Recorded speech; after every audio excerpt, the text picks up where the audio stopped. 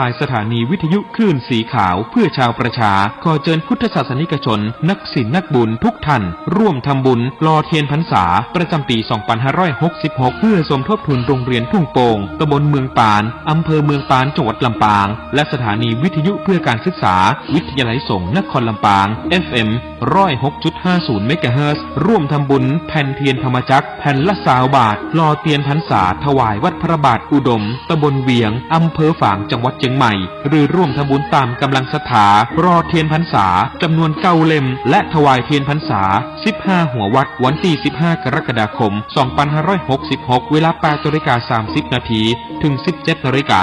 ณวัดตุ่งโป่งตำบลเมืองปานอำเภอเมืองปานจังหวัดลำปางเดินทางไปร่วมบุญถวายเทียนพรรษาในพื้นที่อำเภอฝางจังหวัดเชียงใหม่ณวัดพระบาทอุดมอำเภอฝางจังหวัดเชียงใหม่วันที่13 สิงหาคม 2566 เวลา 14 นาฬิกาสามารถร่วมทำบุญได้ที่ธนาคารกรุงไทยชื่อบัญชีโครงการพัฒนาการศึกษาโรงเรียนขนาดเล็กอำเภอเมืองปานจังหวัดลำปางหมายเลขบัญชี 536 303 4255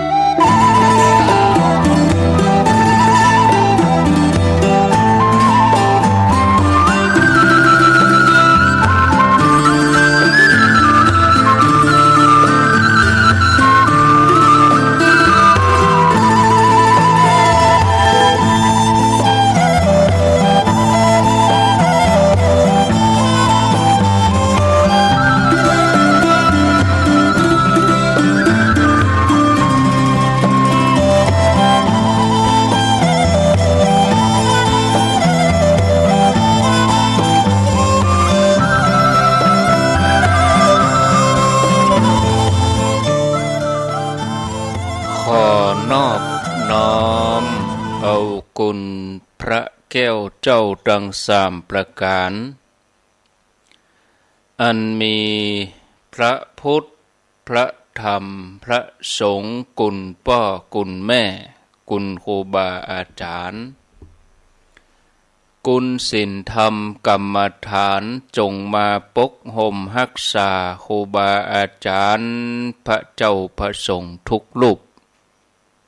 ปกห่มรักษาบ่ออกไม่ออกศรัทธาท่านสาธุชนคนดีผู้สนใจใฝ่ในธรรมทุกท่านขอถวายความเคารพแสดงความนับถือพระมหาเถระพระเถรานุเถระเจ้าคณะพระสังฆาธิการครูบาอาจารย์เจ้าที่เปิดวิทยุฟังอยู่ที่วัดที่ว่าเวลานี้ขอความสุขความเจริญความผาสุกดังใจความสบายดังกายจงได้บังเกิดแก่ญาติโยมท่านสาธุชนคนดีทั้งหลายทุกท่านทุกคนได้เวลาแล้วเนอได้เวลาแล้วถึงเวลาแล้วได้เวลาสำหรับการรับฟังธรรมะอันเป็นสาระประโยชน์ทางด้านพระพุทธศาสนาเสียงก้องเสียงกองเสียงมองต่ำเข้าเสียงตุเจ้าประกาศธรรมมาปะมาพบญาติโยมท่านสาธุชนคนดีทั้งหลายเป็นประจำเวลาตี 5จนถึง6 โมงไผที่ยังบ่ลุกเตื้อก็เกียมตัวลุกมาได้แล้วเนอะเกียมตัวลุกมาได้แล้วหลับลุกเจ้ากินพักดังป่ายหลับลุกควายกินพักดังเก้าลุกเจ้าได้หลายลุกควายได้น้อยหลับลุกเจ้าเป็นเจ้าดังหลายหลับลุกควายปาเฮือลูกหลานเป็นหนี้เป็นข้าเนอ ต ตื่นมาอย่าเนอลุกมาอย่าเนอลุกเนอลุกเนอลุกลุกลุกลุกลุกตื่นตื่นตื่นตื่นตื่นตื่นได้แล้วลุกได้แล้วญาติโยมท่านทั้งหลายลุกเจ้าตื่นตัวเจ้าบัวกับอาหารเนื่องนานาพังพร้อมลุกควายบ่ตันหนตางกีดก้อมก้าตัวบ่ต้อมปุ่นอายจุงเก่งเข้าไว้อย่าไปเฮ้อขวายต่อหน้าสบายจำไว้เน้อเจ้าจำไว้เน้อเจ้าอรุณสวัสดิ์ธรรมะสวัสดีสวัสดียามเจ้าญาติโยมท่านผู้ฟังทั้งหลาย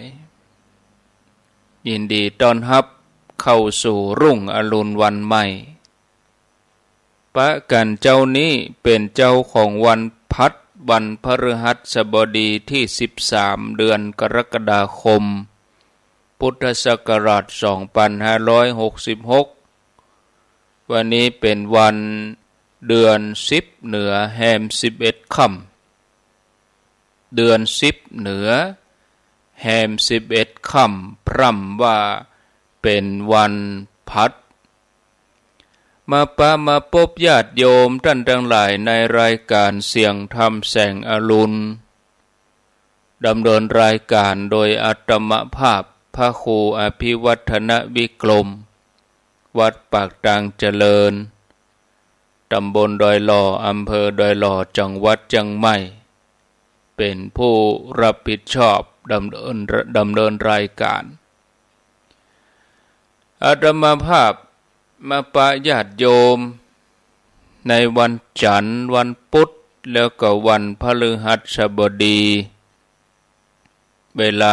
5:00 ถึง 6:00 ในวันพัดนี่6:00 ถึง 7:00 ก็จะเป็นรายการของหลวงปู่พระครูปฏิภาณธรรมทินวัดพระธาตุม่อนจอมพ่อหรือว่าตุลุงดอย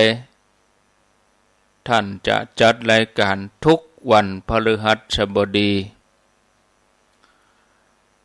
มาปะกันวันนี้ก็มาอู้จาถึงสาระธรรมะบางท่านก็ตื่นขึ้นมาตั้งแต่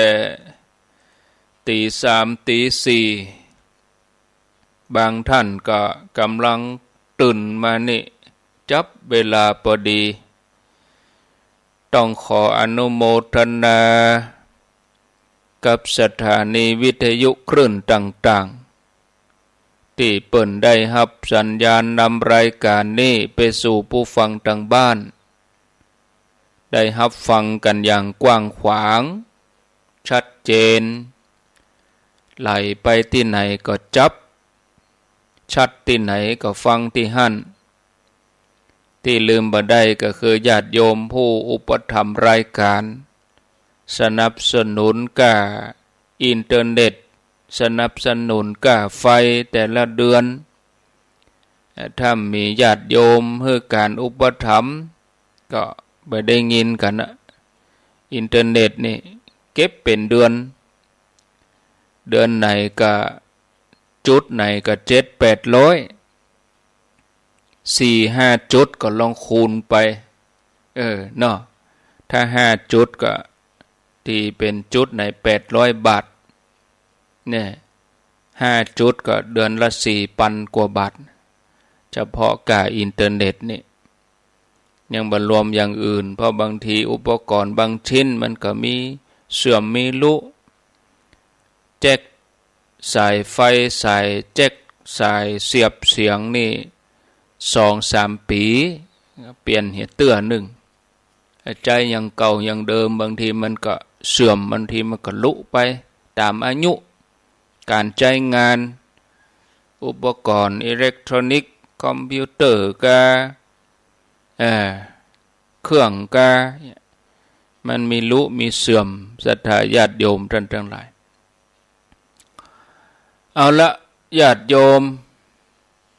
มาปะกันแล้วก็บ่เฮอได้ขาดแคลวเสียเวลาสรรพสัตว์ทั้งหลายที่ได้เกิดมาบนโลกใบนี้ท่ามกลางกระแสโลกที่กำลังสับสนวุ่นวายเฮาท่านทั้งหลายต่างก็มีภารกิจหน้าที่มากมายต้องประกอบสัมมาอาชีวะเพื่อยังชีพให้เป็นอยู่ได้แล้วก็ต้องอยู่ท่ามกลางผู้ที่บ่ฮู้เรื่องกฎแห่งกรรมเมื่อเขาบ่ฮู้ก็อาจจะทำผิดพลาดไปได้อาจจะเกิดการกระทบกระทั่งกันได้การที่จะประคองตัวประคองใจให้หลอดพ้นจากสิ่งที่บ่พึงประสงค์บ่ใจเรื่องง่ายแต่ถ้าเฮามีสติควบคุมอารมณ์ให้ดีให้ใจอยู่ในบุญอยู่ในธรรมะเฮาจะสามารถชนะอุปสรรคทั้งหลายไปได้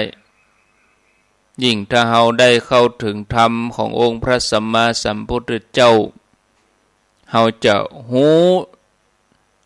ในเรื่องของความเมตตาความอินดูสงสารความปรารถนาดีต่อเพื่อนมนุษย์มีความฮักมีความปรารถนาดีต่อกันแล้วก็พร้อมที่จะให้อภัยกันในทุกสิ่งญาติโยมการล่วงละเมิดสิทธิส่วนบุคคลที่บ่ถูกตามทำนองครองธรรมเป็นที่มาแห่งบาปอกุศลเป็นที่มองใจจักนำไปสู่อบายได้การผิดศีลข้อต่างๆในสังคมปัจจุบันนี้ก็มีอยู่กันอยู่ตลอดเมื่อผิดพลาดล่วงเกินกันแล้วส่วนใหญ่ก็บ่ฮู้ถึงโทษของการล่วงเกินนั้นดังที่พุทธศาสนาเปิ้นอุปมาไว้ว่าเหมือนปลาที่กำลังว่ายเข้าไปสู่เครื่องกับดักผลที่สุดก็ได้เข้าไปในเครื่องกับดักเมื่อติดในเครื่องกับดักก็ต้องตายกรรมที่มนุษย์ได้ประพฤติผิดพลาดไปก็เหมือนเดียวกันผลนั่นก็คือทุกข์ทรมานอันนี้คือสิ่งที่เราจะต้องมาเรียนรู้กันก่อนบ่อย่างอันก็จะเกิดความผิดพลาดในยุคนั้นเมื่อมนุษย์เราตกลงที่จะอยู่ด้วยกันเป็นสามีภรรยาจะอยู่ร่วมกันทำตามหน้าที่เมื่อภรรยาตั้งครรภ์ถึงสามีภรรยาต่างก็อยู่ด้วยกันอย่างมีความสุขอยู่เมินไปชีวิตของฆราวาสญาติโยมนี่เหมือนการกินอ้อยตั้งเก้าไปหาตั้งปลายใหม่ๆก็หอมหวานเมินไปก็จืดจางเนี่ยความฮักก็ห่างเหินก็อยู่กันไปก็เหมือนเพื่อนเฮียเหมือนญาติพี่น้องเฮียต่อไปก็ถ้าอยู่ในศีลในธรรมก็ดีเนี่ยญาติโยมจะได้สร้างบุญสร้างบารมีด้วยกันในอดีตการพญาเจ้าเมืองชื่อตัมพราชเป็นพญาเจ้าเมืองปารณสีมีมเหสีที่งดงามชื่อว่าสุสันธีนางมเหสีนี่มีความประพฤติผิดศีลข้อ3เป็นประจำพญาเจ้าเมืองก็ยังบ่ฮู้ในความประพฤติของมเหสีนี่เตื้อต่อมานางก็ไปพบกับสุบรรณมานพที่แปลงร่างกายจากนาคเป็นนาค ลงร่างมาเล่นสกากับพญาเจ้าเมืองเป็นประจำคำว่าสกานี่ก็เหมือนหมากฮอดหมากลุกนางมเหสีก็มีจิตปฏิพัติภายหลังสุบรรณมานพก็ลักพาตัวนางนี่ไปเมืองนาค นางเองก็มีความเต็มใจจะไปโดยเมื่อปัญญาเจ้าเมืองบาหันมเหสีก็สั่งให้คนทันชื่อว่าอัคคะคนทันคนนี้เป็นผู้ที่มีฝีมือในการบรรเลงตุลิญะดนตรีมีฝีมือดีในการบรรเลงดนตรีคนทันที่ชื่อว่าอัคคะเนี่ยจ่วยเสาะหาตวยหาบ่ว่าตังบกตังน้ำเสาะหาจนปะเนอ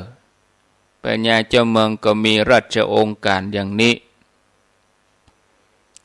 คนทันเมื่อได้รับราชองค์การแล้วก็ออกเดินทางไปพร้อมกับปอกาโดยหับปากว่าเมื่อไปถึงฝั่งก็จะบรรเลงดนตรีเป็นการตอบแทนแต่ในระหว่างทางหมู่ปอกาก็ลบเล่าให้คนทันเล่นดนตรีให้ฟังคนทันก็ตอบว่าถ้าเล่นดนตรีเนี่ยอาจจะมีป่านี่อาจจะแห่กันมาป่านี่อาจจะว่ายน้ำมารวมกันป่าบางตัวก็อาจจะกระโดดขึ้นเรือจะย่าเรือนี่แตกเรืออับปางปอกาก็ยังลบเล่าจนคนทันนี่จำเป็นต้องยอมแล้วก็เอาพิณออกมาบรรเลงดนตรีที่มีความไพเราะอย่างที่สุดหมู่ป่าก็ได้ยินเสียงดนตรีเสียงเพลงเสียงพิณแห่กันมาถึงป่าตัวน้อยป่าตัวใหญ่โดยเฉพาะมีป่ามังกรตัวหนึ่งตัวใหญ่โดดขึ้นมาบนเหือเนี่ยเหือนี่แตกคนทั้งหลายก็ต้องแตกกระจายต่างก็ดิ้นรนสุดชีวิตเพื่อเอาตัวรอดคนทันอาศัยไม้กระดานแผ่นหนึ่งลอยไปตามกระแสน้ำเข้าไปที่เขตเมืองนาคพิภพเป็นเกาะกลางน้ำพอดีบังเอิญวันนั้นนางมเหสีสุสันทีนี่ออกจากวิมานมาพอดีกำลังเตียวเอวเล่นตามริมฝั่งมหาสมุทรหันเข้าใส่คนทันที่ถูกคลื่นปัดมาที่ฝั่งนางนี่ก็คือความช่วยเหลือพาคนทันเข้าไปในเมืองนาคก็เกิดจิตปฏิพัทธ์มีความฮักคนทันแถมเนี่ยมีความสัมพันธ์ลึกซึ้งกับคนทันนี้โดยที่บ่ฮื้อสุบรรณมานพหูถึงสองได้ล่วงละเมิดอย่างนี้จนเวลา1 เดือนคนทันก็รู้สึกละอายใจพยายามลบปลีกหนีออกจากเมืองนาคเมื่อกลับไปถึงพระนครแล้วก็เล่าเรื่องเล่าถึงหมดให้ปัญญาเจ้าเมืองฟังเมื่อความจริงถูกเปิดเผยสุบรรณมานพก็รู้สึกละอายที่ลักพาตัวนางมเหสีมาเมืองนาคสุบรรณมานพก็เลยเอามเหสีมาคืนปัญญาเจ้าเมืองแล้วก็รู้สึกสลดใจในพฤติกรรมของตนที่บ่สมควรตั้งแต่นั้นมา สุบรรณมนพก็บ่มาเล่นสกากับพญาเจ้าเมืองแถมต่อไปส่วนพญาเจ้าเมืองก็สลดใจสลดพระทัยในพฤติกรรมบดีของมเหสีเบื่อหน่ายที่สุดก็สำรวมพระองค์ประพฤติปฏิบัติธรรมตลอดพระชนชีพส่วนมเหสีนี่ประพฤติผิดศีลเมื่อละโลกไปแล้วก็ไปสู่มหานรกทันทีองค์พระสัมมาสัมพุทธเจ้าพระองค์ทรงตรัสเรื่องราวของการตกไปสู่อบายภูมิไว้ว่าสัตว์โลกผู้ไปอบายมีมากเท่ากับฝุ่นในผืนปฐพีส่วนผู้ที่ไปสุคติมีปริมาณเท่ากับธุลีในเล็บฉะนั้นผู้ที่ผิดพลาดแล้วไปอบายนี่มีมากมายเฮาพอพฤติกรรมของเจ้าโลกในปัจจุบันนี้ก็พอจะเข้าใจได้อย่างดีว่ามันเป็นอย่างอันแท้ๆแต่เฮาบ่ควรที่จะเป็นอย่างนั้นเมื่อเฮาได้เกิดมาเป็นมนุษย์เฮาควรจะศึกษาความเป็นจริงของชีวิตกฎเกณฑ์ต่างๆที่เฮาจะต้องปะอย่างหลีกเลี่ยงบ่ได้อย่างกฎแห่งกรรมนอกจากกฎแห่งกรรมแล้วก็ยังมีกฎไตรลักษณ์ซึ่งเป็นลักษณะ3อย่างที่เฮาเลี่ยงบ่ได้ลักษณะ3อย่างที่เฮาจะต้องปะนั่นก็คือความบาดเตี่ยงความเป็นทุกข์ความเป็นอนัตตาความบ่ใจตัวตนห้องว่าอนิจจังทุกขังอนัตตาเป็นกฎสามัญของโลกที่เฮาเลี่ยงบ่ได้เนี่ยสิ่งมูนี้เป็นความจริงที่กำลังรอคอยการพิสูจน์จากหมู่เฮาทั้งหลายซึ่งพิสูจน์ด้วยการเจริญสมาธิภาวนาญาติโยมเนี่ยเพียรที่จะทำกุศลให้เกิดขึ้นเพียรที่จะละบาปบ่ให้ได้เกิดฉะนั้นญาติโยมเนี่ย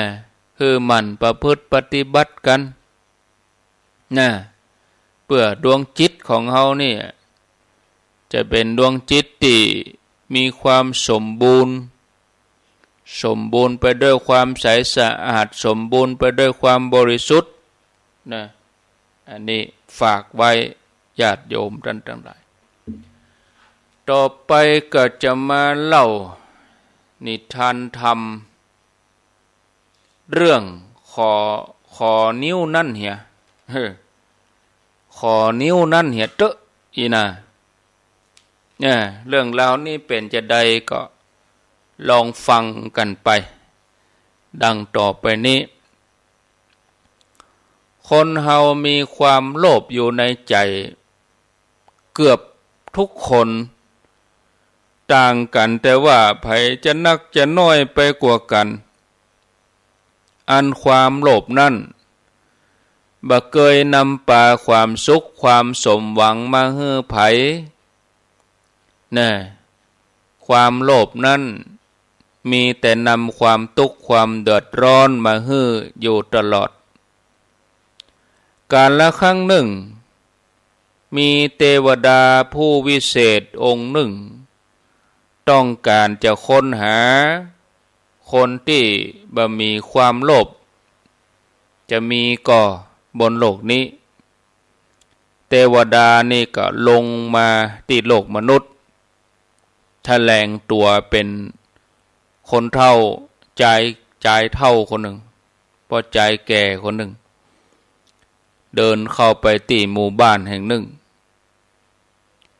ปอดใจคนหนึ่งกำลังนั่งอยู่ก็เลยเตียวเข้าไปหาแล้วก็เอาก้อนหินขนาดเท่าหัวแม่มือเนี่ยมาวางไว้ตรงหน้าของปอดใจคนนั้นแล้วก็บอกว่าอันป้อหนุ่มข้าจะทำให้ก้อนหินก้อนเนี้ยเป็นทองคำให้ดูเนอะ ชายหนุ่มคนนั้นก็อู้อย่างบ่พอใจว่าโอ้คนเฒ่านี่จะมาขี้โม้นี่เนี่ย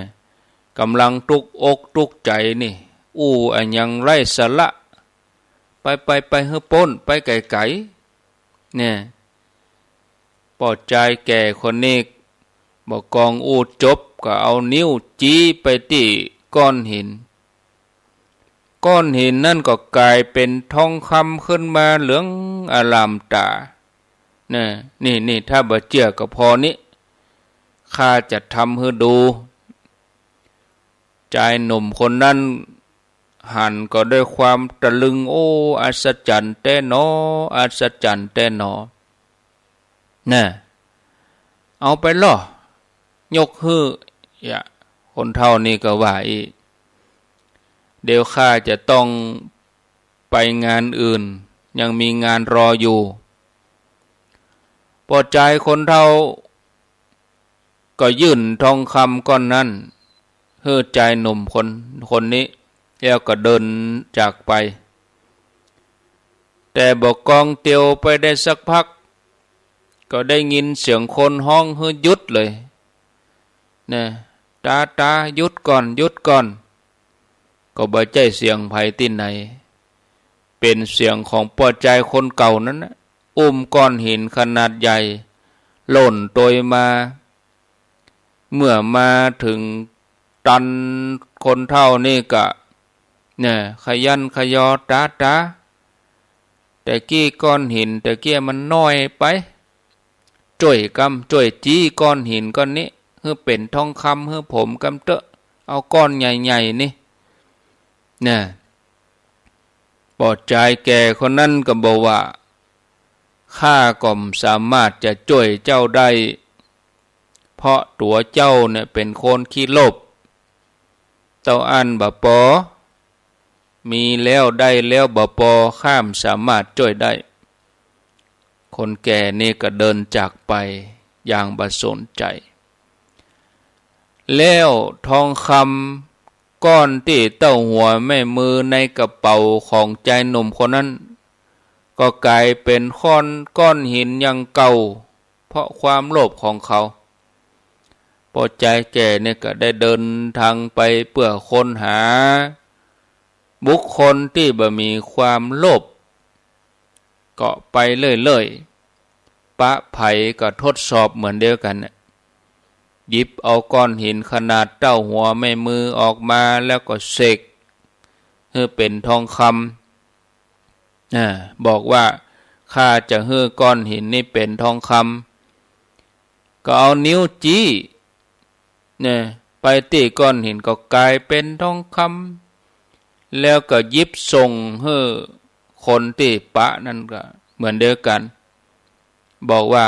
ข้าจะยกให้จะไปการอื่นต่อมีการอื่นจะต้องทำทุกคนที่ได้ปะพอใจแก่คนนี้เนี่ยก็รู้สึกปออย่างเดียวกันแต่ละคนก็อุ้มก้อนหินก้อนใหญ่หล่นตัวเนี่ยตาจ่วยจี้ก้อนหินนี่เป็นทองคำกำเตอะคนเฒ่านี่ก็ว่าอย่างเดียวกันข้ามสามารถช่วยเจ้าได้เพราะเจ้ามีความโลภเหลือเกินมาจัดบนบัปปะเหียก้าคนที่บ่มีความโลภนี่ก็มากึดในใจเขาจะเสาะปะว่าคนที่บ่มีความโลภเลยนี่สงสัยโลกนี้คงบ่มีละก้าคนที่บ่มีความโลภเนี่ยใจแก่คนนี้ก็เริ่มท้อแท้ที่จะค้นหาคนที่บ่มีความโลภทีนี้ก็เตียวเข้าไปที่วัดแห่งหนึ่งไปหันใส่พระภิกษุหนุ่มรูปหนึ่งกำลังนั่งสมาธิบำเพ็ญเพียรพอใจแก่คนนี้ก็เกิดความดีใจว่าโอ้ผู้นี้แหละคงที่จะบ่มีความโลภปะแล้วผู้นี้แหละทีนี้ก็เดินตรงไปเข้าไปหา ภิกษุหนุ่มนี้กราบเสร็จแล้วก็บอกว่าท่านพระคุณเจ้าผมจะจี้ก้อนหินนี้เพื่อเป็นทองคำเน้อว่าแล้วก็เอานิ้วจี้ไปตีก้อนหินขนาดเต้าหัวแม่มือก้อนหินนั่นก็กลายเป็นทองคำทันที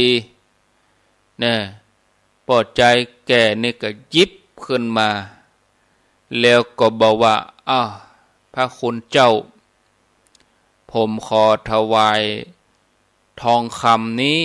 ให้กับพระคุณเจ้าเนอะพระหนุ่มนี่กับปฏิเสธโอ้โยมอาตมาฮับไว้บ่ได้เนอะโยมเนอะพอใจแก่คนนี้ดีใจโอ้ปะแล้วคนที่บ่มีความโลภโอ้ท่านพระคุณเจ้านี่บ่มีความโลภเนี่ยหรือว่าทองมันจะก้อนน้อยกะเนี่ยแต่ละคนที่ผ่านมานั่นน่ะก็จะเอาก้อนหินก้อนใหญ่มาให้เฮาได้เสกอันนี้เฮาจะลองใจพระหนุ่มตนนี้ก็เลยเอาก้อนหินก้อนใหญ่มาเสกจี้เข้าไปแถมเป็นทองคำนะใจหนุ่มนี่ก็ว่าท่านพระคุณเจ้าก้อนแรกนี่อาจจะน้อยไปหน่อยท่านเลยไม่ต้องการอันนี้ไปก้อนใหญ่กว่าเก่าทองคำพระหนุ่มนี่ก็ปฏิเสธว่าโยมเนี่ยอาตมาก็ฮับไว้มาได้เนอะโยมเนอะโอ้ท่านครับก้อนนี้นี่ใหญ่ที่สุดแล้วเนอะครับผมขอถวายท่านพอใจแก่นี่ก็เอาก้อนหินขนาดเต้าบาทเป็นทองคำเป่งใสเนี่ยแล้วก็กล่าวกับพระหนุ่มนี่เป็นการทดสอบนิมนต์ผมตานนะผมถวายนะพระหนุ่มนี่ก็ปฏิเสธเหมือนเดิมโยมอาตมาสามารถจะฮับไว้ได้นะโยมเนอะปอดใจคนเท่านี่ก็ว่าเพราะอันยังพระคุณท่านทองคำก็ก้อนใหญ่เป็นจะได้ท่านถึงฮับบ่ได้ครับเนี่ยทองคำนั่นเนี่ยบ่ใจว่าอาตมาบ่อยากได้นะโยมแต่ที่อาตมาอยากได้นะบ่ใจก้อนทองคำแล้วพระคุณเจ้าอยากได้อย่างครับอาตมาอยากได้นิ้วนั่นกะ อาตมาจะเอานิ้วนั่นกะเนี่ยภิกษุหนุ่มกล่าวอย่างนี้พอใจแก่นี่บอกกองได้ยินอย่างนั้นบ่มีอย่างจะอู้ล่ะรีบลุกเดินหนีจากที่นั่นทันทีทองคำทั้งหลายที่อยู่ที่หั่นก็กลายเป็นก้อนหินดังเก่านั่นญาติโยมเรื่องนี้ก็จบลงไปได้มาเอาก้อนหินขอนิ้วนั่นกะคนเจอว่าคนเฮาแล้วเนี่ยย่อมมีความโลภมีความอยากได้บ่มีที่สิ้นสุดบางคนนี่จะรวยล้นฟ้าแต่ก็ยังโลภอยากรวยยิ่งขึ้นไปกว่าเก่าความโลภนี่เป็นเหตุนำทุกข์มาฮือโลภมากก็ทุกข์มากโลภน้อยก็ทุกข์น้อย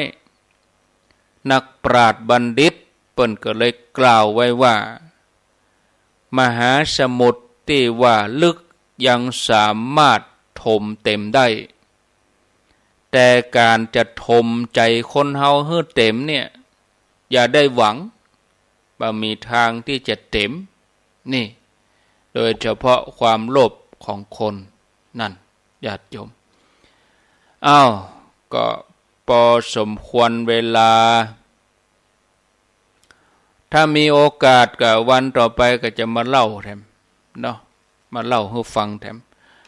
วันศุกร์นี่คงจะบ่ได้จัดรายการ คงจะรับฟังการถ่ายทอดที่ตุ่งโป่งปุ่นเลยรับฟังการถ่ายทอดเพราะว่าวันพุธวันที่14อาตมาจัดรายการวันที่14นี่วันศุกร์รายการอาตมาบ่าย3วันพุธนี่ก็คงจะอยู่ระหว่างการเดินทาง2 โมงนี่ย่ำออกพระนอนขอนตาลแต่ก็เปิ้นเริ่มประชุมบ่ายโมงประมาณ3 โมงอยู่กับเปิ้นเนี่ยสัก1 ชั่วโมง 2 ชั่วโมงเผลอๆก็เปิ้นแม้4 โมงพวกกะหมูไปถึงตุ้งโป่งก็ประมาณ6 โมงปลายเกือบทุ่มไปถึงก็อาบน้ำเข้านอนเลยเนาะ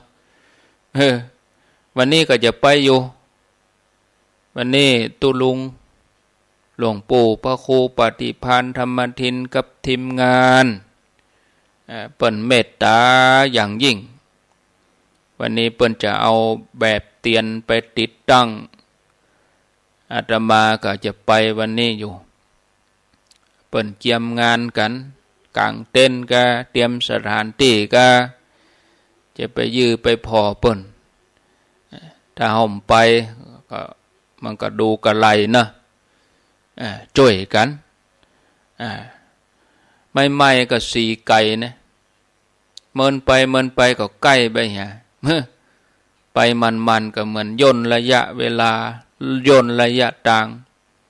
เหมือนไปดอยนางแก้วมาก่อนไปดอยนางแก้วสีไก่ไปมันเข้าโหกำเดียวจ้ะนะลำปางเมืองปานนี่ก็เหมือนกันไปใหม่ๆนี่สีไก่ไปมันเข้าก็กำเดียวก็ถึงนะวันนี้ก็มางายนี่มีธุระอยู่งานเอกสารบัดแล้วคงจะฉันเพลแล้วก่อยออกวัดไปตุลุงเขาก็คงจะออกมาเจ้ามางายไปถึงปุ้นกับคงป้อกันเปิ้นคงจะไปฉันเข้าปุ้นกันอาตมานี่จะฉันแล้วก็จะไปออกวัดไปวันนี้นะเอาอุปกรณ์ถ่ายทอดไปตัววันนี้ถ่ายทอด2 ตีตึงไฟหินตึงตีห้วยตองซักถ่ายทอดไปด้วยกันก็อนุโมทนาส่วนญาติโยมที่แจ้งเรื่องรถนี่ก็จะเพิ่มเติมก็ขอเจริญปอนเนอะใกล้การใกล้งานมาสถานีที่มจรลำปางก็ยังมาดังเตื้อเนอะสถานียังมาดังเตื้ออุปกรณ์บางอย่างบางชิ้นกระแสไฟฟ้าขัดข้อง2 วันนี้ล่ะแต่ว่ากับวันนี้สำไก่งานเนี่ยเตห้วยตองซักเมื่อเข้าแล้วก็ก่อนจะมีงานใกล้งานเนี่ยเอาละมีปัญหาเนี่ยทำเสียงเงินเสียงทองทำเสียงสตางค์เนี่ยมันนึงบ่ดีได้เสียงสตางค์ให้ก่อนเสียงตังมันถึงดีนะก็ลดประเด็นนี้ก็มีรวมกันเนาะเฉพาะที่แจ้งอาตมานี่ก็มีอยู่38ของลำปางนี่มี25เพิ่มก็มีลดก็มีที่เพิ่มก็แจ้งเข้ามาได้แม่แจ่มนี่มี7กันเนาะนำโดยท่านอาจารย์บดินทร์ศิลสังวโรท่านพระครูปลัดบดินทร์หรือว่าท่านอาจารย์เบิ่มวัดเหล่าป่าตานญาติโยมตั้งแม่ปานสันเกียงเปิ้นรวมกันได้อยู่7กันด้วยกันแล้วก็บ้านห้วยงูในอำเภอฝาง2 กันโดยแดนต่งปู่แดง1 กันแม่จีรพันธ์โมป้อ เวียงปะเป่า6กันแม่คือโดยสะเก็ด1กันแม่เป่งห้วยโจ1กันห้วยโจจอมตองแม่บุญปันศพเตี้ยจอมตอง2กันป่าจันเวียงปะเป้า2กันเหล่ามนทา2กันดงป่าซาง1กันแม่เล่หนองล่อง1กันชายมูลแม่กา1กันปอบุญตันป่าไร่1กันแล้วก็พรหมมงคลตาล้อโดยล้อเขาเนี่ย1กันแม่จันน้ำต้นเนอะแม่จันฟองบ้านน้ำต้นแม่วาง2กันแม่ละวันสิริแก้วต้นแห่นหลวง1กันแม่นิดกาวลีบ้านให้ดง1กันปากล่องป่าช้าง1กันแม่พรเวียงปะเป้า2กันแม่เรวดีแพะโป่งบ้านโฮง1กันในเมืองเชียงใหม่1กันแม่จงดีเชื้อกันทา2กันแล้วก็ห้วยสายตะลี่1กันแล้วก็ที่แจ้งท่านมหาสมชาติอันนี้ลำปางก็แจ้งมาเลย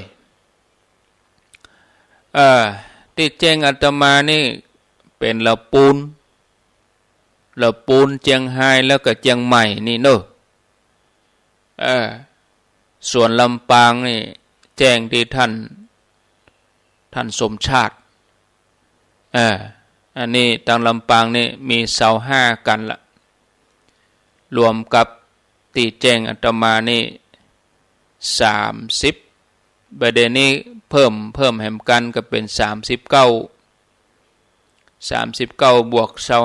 25ก็เป็น64ตอนนี้มี64กันการเดินทางก็ต่างคนต่างไปเนอะบ่ต้องรอบ่ต้องรวมกันไปจะออกเจ้าออกขวายก็กำหนดเวลาเองแต่ต้องไปถึงปุ้น10 โมงเกิงเนี่ยออกเจ้าออกขวายก็กำหนดเวลาเองถ้าบ่ฮู้ตี้ก็บอกโชเฟอร์ว่าไปตี้ว่าการอำเภอเมืองปานเนี่ยจำง่ายจุดจำเปิ้นที่ว่าการอำเภอเมืองปานบอกกองถึงที่ว่าการอำเภอแล้วก็ตั้งชื่อไปติ๊กเลยที่ว่าการอำเภอไปมาถึงกิโลก็ตีเป็นกิโล700-800 เมตรเลยที่ว่าการอำเภอไปประมาณกิโลก็จะถึงปากทางเข้าวัดตุงโป่งก็จะมีธงมีป้ายปักไว้ในสำหรับคนที่บ่ฮู้ติไปจังใดหมู่เชียงใหม่ละปูนก็ไปจังดอยติไปจังดอยขุนตาลนี่ก็ไปถึงแยกห้างชัดก็เลี้ยวซ้ายไปจังเมืองปานโชเฟอร์คนขับเปิ้นตึงหูบางทีผู้โดยสารนี่เฮาบ่ล่ำเดินทางอย่างเฮาก็เลยบ่ฮู้เฮาก็ถามหั่นน่ะก็ไปตังใดเข้าที่ไหนเฮาก็สงสัยอยู่หั่นน่ะเนี่ยคนขับเปิ้นฮู้น่ะอันนั้นก็เขียนไว้เหีย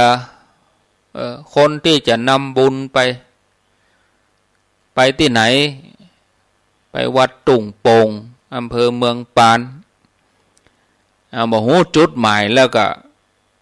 บ่มีข้อมูลไปบอกคือคนขับกำลังจะออกบ้านเฮาจะไปกันไหนนี่วัดอันยังก็ลืมไปแล้วนะนั่นพอจะดีไปนี่แล้วอันนั้นก็ช่วยกันจำก็เกียมเครื่องใจส่วนตัวไปเฮียยากะหยังกะเนอะอันที่ก็กันไว้น่ะห่อเข้าไปตัวกันไว้เมื่อเจ้าเนี่ย เมื่อตอนก็ยังพอดีอยู่เปิ้นมีโรงทานจะไปกินข้าวกันที่ไหนเมื่อเจ้าก็ว่าจะกินลวดในรถเลยก็แล้วแต่นะอันนี้รายละเอียดอย่างนี้นี่บ่เอามากล่าวมาอู้ละหูเอาคนเดียวเนี่ยหูเอาคนเดียวเพราะอาตมาก็บ่ได้ร่วมตัววันที่15เพราะไปนอนปุ้นแล้วต่างคนต่างไปเลยเพราะปกติเนี่ยเวลาไปนี่มันหันเหตุสะเตือบอกให้ไปรอกันที่กาตุ้งเกวียนเนอขออนุญาตไปก่อนเนอนั่นเปิ้นให้รอบ่รอแล้วก็ไปหลงคนที่บ่ฮู้ตี้เนี่ยบ่ควรจะไปก่อนก็ตัวเปิ้นไปหั่นก็มันถึงตัวเปิ้นไปนะเฮาฮู้ตี้หรอต้องตัวเปิ้นแต่ถ้าฮู้ตี้นี่ก็ไปก่อนบางคนเปิ้นเคยไปแล้วโชเฟอร์ก็รถก็บางคนเปิ้นเคยไปแล้วเปิ้นก็ไปนะก็ไปร่วมบุญกันไปรอเตียนกำหนดการก็ถ้าเฮาไปถึงหั่น10 โมงครึ่งหมู่ที่ไปถึงหั่น10 โมงครึ่งนี่เฮาบ่ต้องไปสุ่นบ่ต้องไปละวุ่นละวือที่จะไปรอเตียนเตื้อคือเฮาไปร่วมบุญทำบุญเหี่ยก่อนจะทำบุญอะไรอย่างก็สุดแล้วแต่ตามรายการเปิ้นประกาศในงานหั่นนะปักตนกาทำบุญนั่นนี่กินข้าวให้อิ่มเหี่ยก่อนแต่สำหรับคนที่ไปถึงก่อน10 โมงครึ่งบางคนไปถึง9 โมงไปถึง10 โมงก็ไปรอก่อนเลย